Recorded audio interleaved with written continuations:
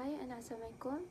Now we will discuss about the Keynesian school, 5 major questions and the contribution of John Maynard Keynes as the greatest figure in that school. First, let me introduce our group member, which is me, Nur Azza binti Roslin. Second, Farhani binti Syukur. Third, Siti Nur Syafiqah binti Zainuddin. And Fatin Nur Nadirah binti Abdul Kalim. Assalamualaikum everyone, my name is Farhani bint Abdul Syukur, a matric holder of 27992.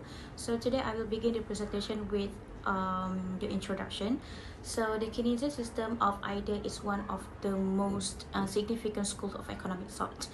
The school began with the publication of Keynes' The General Theory of Employment, Interest and Money in 1936 and remains a major presence in orthodox economics today. It arose out of the neoclassical school, Keynes himself being steeped in the Marshallian tradition. Although Keynes sharply criticized certain aspects of neoclassical economics, which he lumped together with Ricardian doctrines under the heading of classical economics, Keynes also used many of its postulates and methods, and his system was based on a subjective psychological approach, and it was permitted with marginalist concepts, including static equilibrium economists. Keynes disassociated himself from attacks on the neoclassical theory of value and distribution. Hi, my name is Nur Azza binti Roslin, and my matric number is 279994. Next, I will continue our presentation with the historical of the Keynesian school. Keynes' ideas were given an impetus by the Great Depression of the 1930s, which is the worst the Western world had ever known. The root of his idea can be traced back to before 1929, which the work of many economists, including Michel and his associate in the National Bureau of Economic Research. Their work was within the framework of aggregate economy or macroeconomy rather than microeconomy of the neoclassical school. World War and the economic control enacted required an overall view of the economy. The growth of large-scale industrial production and trade made the economy more susceptible to statistical measurement and control, making the inductive and aggregate approach more feasible than in the past. This approach was increasing as the public became more eager for the government to deal actively with unemployment. Keynesian thinking also had its roots in the spreading concern about secular stagnation or a declining rate of growth. The major private enterprise economies of the Western world were less vigorous after World War than before it, where the rate of population growth was declining. Most of the world had been colonized. Production appeared to outrun consumption as income and saving rose. There were no new inventions. The decline of vigorous price competition reduced the rate of replacement of old machinery with new and better machines, and the economy was dragged down when the growing accumulation of depreciation funds from past investment was not spent quickly enough. This observation about secular stagnation became particularly important after the 1929. After the Great Depression began in the early 1930s, many economists in the United States advocated policies that later would be called Keynesian. Leading figures both inside and outside of the economic profession were urging public work programs, deficit budget for the federal government, and the easing of credit by the Federal Reserve System. Many economists were aware of the multiplier effect that increased government spending could have on total spending and income. Some theorists said that as the national income increased, consumption expenditure rose less rapidly than total income and saving increased more rapidly, which were recognized as the sources of demand for goods and cost of production, and cutting wage was frequently opposed as providing no real remedy for unemployment. People derived these ideas independently of Keynes, and Keynes will provide the analytical framework that integrates these ideas and touch of the Keynesian revolution in economy. Next, I will continue the presentation with 5 tenets of Keynesian school. There are 5 major tenets altogether. First of all is macroeconomic emphasis, demand orientation, instability in the economics, wage and price rigidity, And lastly is active fiscal and monetary policies. So let's begin with first major tenant, which is macroeconomic emphasis. So Keynes and his followers concern themselves with the determinants of the total or aggregate amounts of consumption, saving, income, output, and employment. They were less interested, for example, in how an individual firm decides on its profit maximizing level of employment than in the relationship between total spending in the economy and the aggregate of such employment decisions. Now we move to the second major tenet, which is demand orientation. So Keynesian economists stress the importance of effective demand, now we call aggregate expenditures, as the immediate determinants of national income, output, and employment. So aggregate expenditures say these economics consist of the sum of consumption, investment, government, and then export spending. Firms collectively produce a level of real output that they expect to sell, but sometimes aggregate expenditures are insufficient to buy all the outputs produced. As unsold goods accumulate, firms lay off workers and cut back their output produced. Next major tendency is instability in the economy. According to Keynesians, the economy is given to recurring booms and busts because of the level of planned investment spending is erratic. Changes in investment plans cause national income and output to change by amount greater than the initial changes in investment. So equilibrium levels of investment and savings, those that exist after all adjustments have occurred, have achieved through changes in national income as opposed to changes in the rate of interest. Also, investment spending is determined jointly by the rate of interest and the marginal efficiency of capital, or the expected rate of return above the cost on new investment.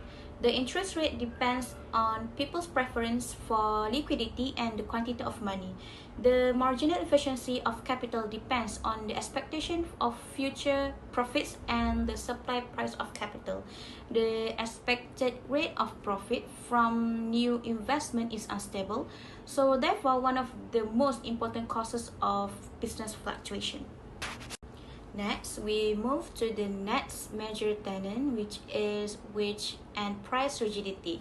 Keynesians pointed out that wages tend to be flexible downward because of such institutional factors such as union contracts, minimum wage laws, and implicit contracts. Understanding between employers and their workers that wages will not be cutting during downturn judged to be temporary. In periods of slack aggregate demands for goods and services, firms respond to lower sales by reducing production and discharging or laying off workers, not by insisting on wage cuts. So prices are also sticky downwards.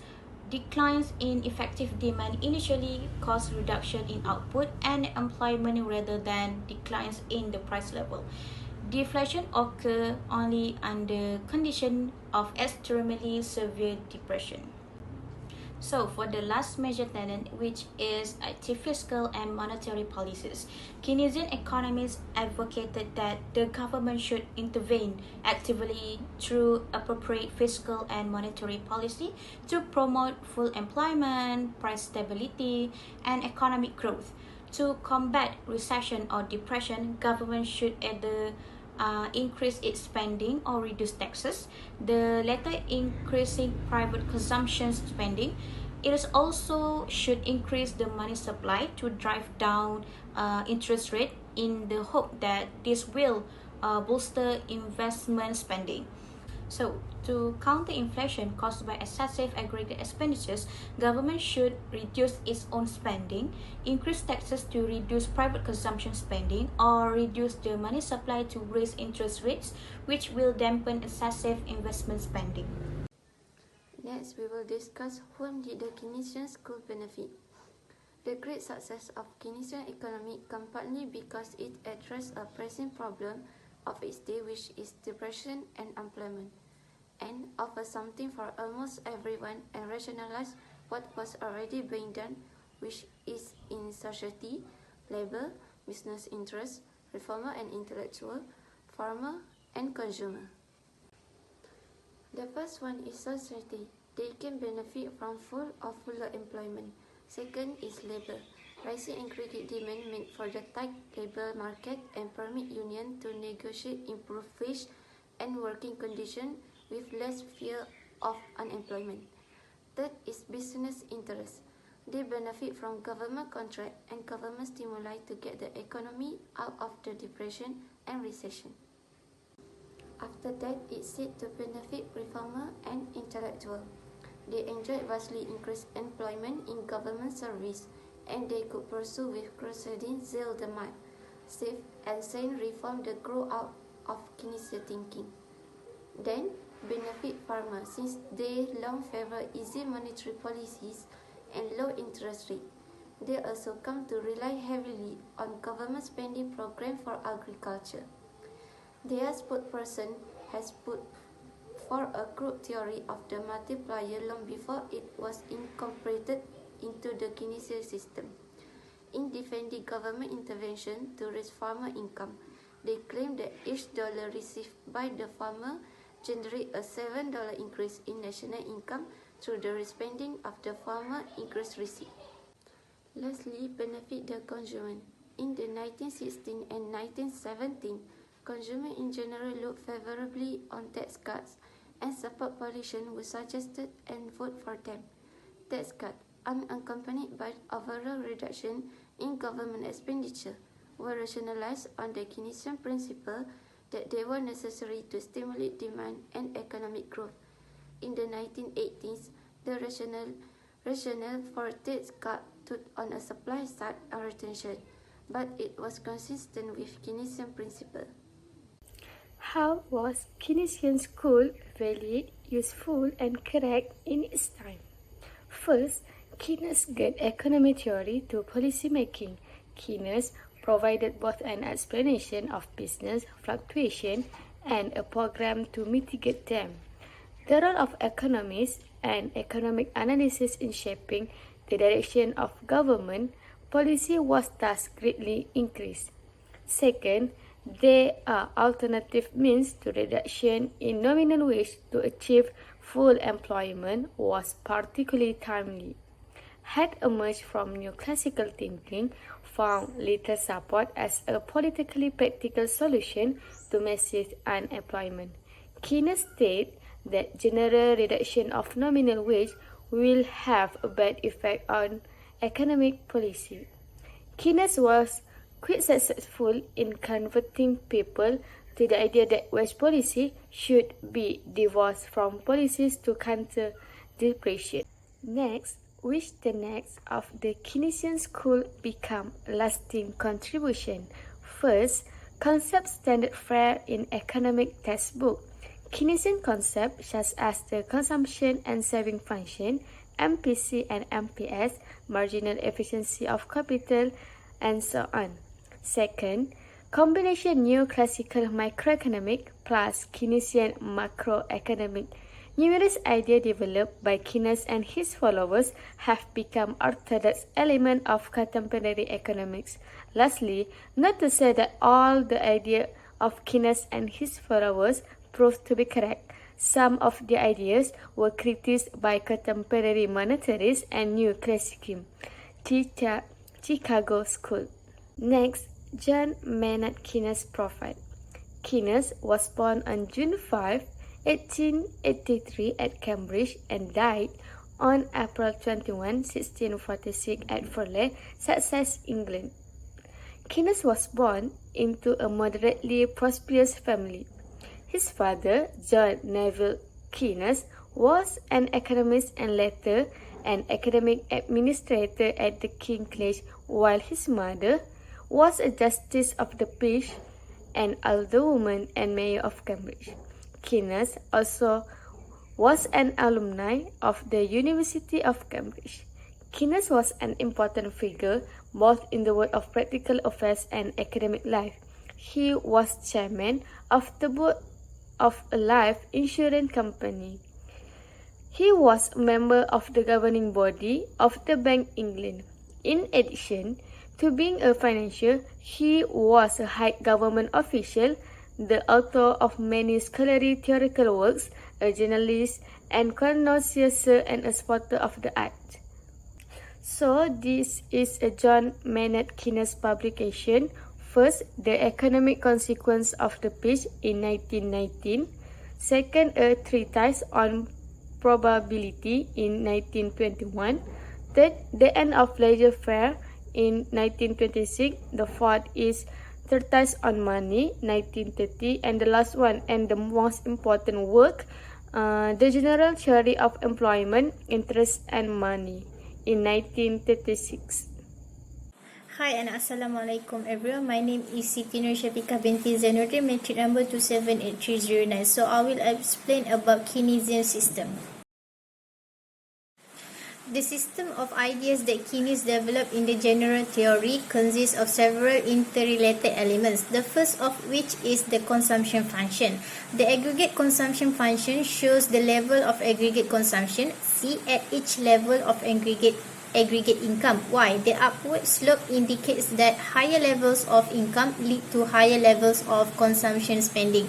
Points to focus. The first one is consumption. C depends on disposable income. Y, which is if Y increase, C will also increase, and if Y decrease, C also decrease. MPC is positive but less than 1, and the third one is MPC in Keynes consumption function is short run MPC. The fourth one is average propensity to consume, APC equal to C per Y. The last one is APC falls as income rises. The second Keynesian system is saving function. Savings are positively related to the level of disposable income. At low levels of income, total spending may exceed income, causing this saving.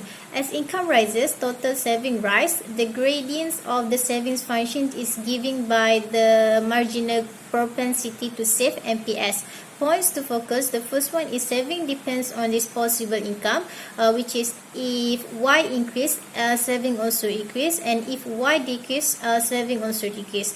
The second one is MPS is greater than 0 and less than 1. The third one is investment. Keynes defined economic investment as the purchase of the capital goods. Financial investment, which consists of the purchase of stocks, bonds and other financial instruments, is not investment in the Keynesian sense because it does not directly represent purchase of capital goods. Businesses undertake investment on the expectation that the new capital will add to profits. The size of expected income depends on, the first one is the productivity of the piece of capital. The second one is the price at which the firm can sell the added output. The third one is the added wages and material expense that results from using the piece of capital. And the last one is others consideration in investment decision is the supply price or replacement cost of the assets. Keynes also defines that the marginal efficiency of capital, MEC, as equal to that rate of discount that makes the present value of this series of expected returns just equal to the supply price of the capital asset. Investment decisions. Compare MEC with interest rate. Interest rate is the cost of borrowing the funds with which to invest. If MEC greater than interest rate, we can continue to invest, and if MEC is less than interest rate, we have to stop to invest. Investment will continue to the point at which MEC equal to interest rate. For example, if MEC is 2.5% and investment will not occur at an interest rate of 3%, but it will take place at an interest rate of 2%. Keynes' ideas on MEC can be used to construct an investment demand curve. Investment demand curve, this curve shows the inverse relationship between the rate of interest and the amount of investment for an economy in which all the relevant investment projects have been arrayed in descending order of their MEC. For all investment up to 1 MEC greater than cost of borrowing, and for all investment beyond 1 MEC less than cost of borrowing. Equilibrium exists when MEC equal to cost of borrowing, which is interest rate and amount of investment. The next one is liquidity preference. Liquidity preferences depends on three motives for holding money and the reluctance to part with it, except insofar as the rate of interest acts as an effective inducement. The first one is transaction motives, the needs for cash to pay for current purchases for consumption and business needs. The second one is the precautionary motives, the desire to keep some cash on hand for unforeseen emergency. And the last one is speculative motives, the desire to hold cash while waiting for interest rates to rise or stock and bond prices to fall or to general price level to fall. Liquidity allows people to quickly seize financial and economic investment opportunities as they arise. This motive for holding money translates into a demand for money curve. The next one is equilibrium interest rate. The equilibrium interest rate is determined at the intersections of the liquidity preference curve, money demand, and the money supply curve. The demand for money curve L slopes downward because people will desire to hold more cash at lower interest rates. When the interest rate is low, relative to some normal interest rates, people will expect it to rise. When the interest rate rises, bond prices to fall, and those who hold bonds experiences losses. People hold more bonds and smaller amounts of cash when the interest rate is high. The supply of money curve M is vertical, reflecting the specific amount of money provided by the central bank. The money supply depends on the policy of the central bank whether to increase or decrease the money supply through changes in open market operations, reserve requirements, and discount rate. The quantity of money supply is independent of interest rate. Therefore, the money supply curve is vertical or perfectly inelastic. From the graph, an increase in the quantity of money, rightward shift of M, will lower the interest rate unless the public's liquidity preference was increasing more than the quantity of money. An important point emerges here: a lower rate of interest does not reduce saving, as the classical and neoclassical economists assume. Instead, it stimulates investment spending. If the economy was operating at less than full employment, national income would rise and saving will increase. The level of increased investment in the economy depends on the interaction of the marginal efficiency of capital, which defines the investment demand curve, and the market rate of interest depends on the demand for money, liquidity preference, and the supply of money. The next one is equilibrium income and employment. Keynes assumed that there is a high correlation between national income and the level of employment. Keynes, however, was concerned mainly with the short run. According to him, if we can neglect the technological change in the short run, we can then agree that the level of income determines the level of employment, and the two variables can be used interchangeably. If we ignore the government and international trade, the immediate determinants of income and employment are consumptions C and investment spending I. These two spending components constitute the aggregate expenditure AE in the economy. Equilibrium national income occurs when the combined levels of consumption C and investment spending I equal the current level of income. Symbolically, this is where Y equal to C plus I. Because saving is the difference between income and consumption, then S equal to Y minus C. So solving the two equations provide an alternative condition for equilibrium income, which is S equal to I. If you look at the figure, the aggregate expenditure curve AE shows the combined level of consumption and investment spending forthcoming at each level of income. The vertical distance between the consumption function and the horizontal axis is the level of consumption.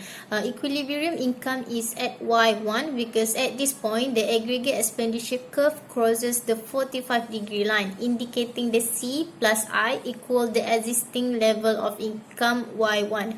Only at Y1 is the vertical distance between saving S equal to the level of planned investment I. The next figure shows a decline in investment spending reduced aggregate expenditure from AE1 to AE2. In response to declining sales and rising inventory, firms reduced their employment and production. National income therefore declined from Y1 to Y2. We note that the equilibrium income declined by more than drop in investment itself. The reason is multiplying effect of an initial change in investment. The last one of Keynesian system is policies to promote full employment and stability. Keynes proposed large government rules to stabilize the economy at a full employment level of national income. Keynes suggested two ways to increase AE in order to combat unemployment. The first one is expansionary fiscal policies, for example, increase government spending and reduce tax. The second one is expansionary monetary policy. Example, government should stimulate private investment during a depression by forcing down the interest rate, which could be accomplished through central bank policy, which is changes in open market operations, reserve requirements, and discount rate. However, because of the liquidity trap, demand for money curve become perfectly flat at some low rate of interest. Expansionary monetary policy, which is increased money supply, is not likely to be effective as a way to reduce interest rates and increase investment spending during a severe depressions. So, for the last part of the presentation is conclusion. The Keynesian school began with the publication of the General Theory of Employment, Interest and Money in 1936, 6 years after the Great Depression. Keynes worked within the framework of macroeconomics. However, he still used many of neoclassical school microeconomic postulates and method. Keynesian school stressed on the importance of effective demand, realized that there is instability in economy, and believed that wage and price are rigid. Keynesian economists also advocated that the government should intervene actively through appropriate fiscal and monetary policies to promote full employment, price stability, and economic growth. In general, Keynesian school benefited almost everyone because it addressed a pressing problem of its day, depression and employment. The Keynesian school was valid, useful, and correct in its time because they provided both an explanation of business fluctuations and a program to mitigate them. Keynes also was quite successful in converting people to the idea that wage policy should be divorced from policies to counter depression. For the last point is, numerous ideas developed by Keynes and his followers have become orthodox elements of contemporary economics for both neoclassical microeconomics and Keynesian macroeconomics. So that's all from us. Thank you.